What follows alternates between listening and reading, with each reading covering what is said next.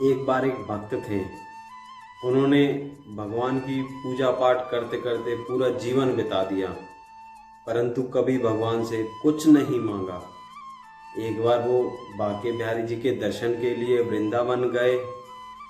वृंदावन मंदिर में गए तो उन्होंने देखा कि उन्हें प्रभु के दर्शन नहीं हो रहे, उन्हें प्रभु दिखाई नहीं दे रहे। तो इस पर वहाँ खड़े लोगों से उन्होंने कहा कि आज मेरे प्रभु कहाँ गए, मुझे तो दिखाई नहीं दे रहे। इस पर उस इंसान ने उस भक्त की ओर बड़ी हैरानी से देखा और कहा, तुम अंधे हो क्या?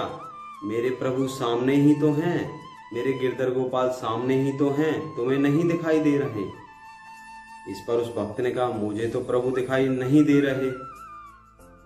इस पर उस भक्त को बड़ी आत्मग्लानि महसूस हुई। उसने सोचा, मेरे इतने बुरे कर्म कि मुझे प्रभु के दर्शन नहीं हो रहे हैं, तो ऐसे जीवन का क्या फायदा। तो उसने फैसला करा कि मैं जमुना जी में डूब जाऊंगा। मेरे प्रभु अंतर्यामी यह सब देख रहे थे। भक्त जमुना जी की ओर बढ़ा तो मेरे प्रभु जी ने एक ब्राह्मण वेश धारण करा और एक कोढ़ी के पास गए। कोढ़ी के पास जाकर उन्होंने कहा कि तुम्हारा कोढ़ एक ब्राह्मण ठीक कर देंगे। ऐसे ऐसे वो बड़े ही नामी ब्राह्मण हैं कि जो वो कहते हैं सही हो जाता है। मेरे प्रभु की लीला बड़ी अपरंपार है। तो इस पर वो कोढ़ी सुनते ही दौड़ा दौड़ा जमुना जी की तरफ गया। तो उन्होंने उस ब्राह्मण को पहचाना और उनके पैरों में पड़ गए। कहा, प्रभु मेरा कोढ़ ठीक कर दीजिए।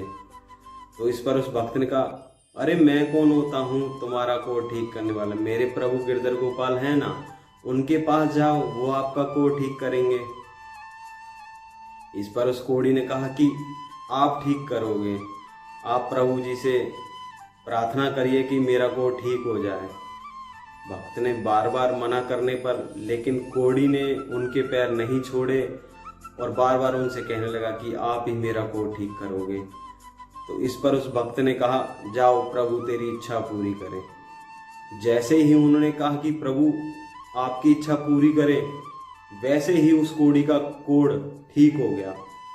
यह सब देखकर वो भक्त बड़ा हैरान हुआ और इतने में ही प्रभु जी वहां प्रकट हो गए। प्रकट होते ही भक्त बड़ा हैरान हुआ कि ये क्या प्रभु आपकी लीला है।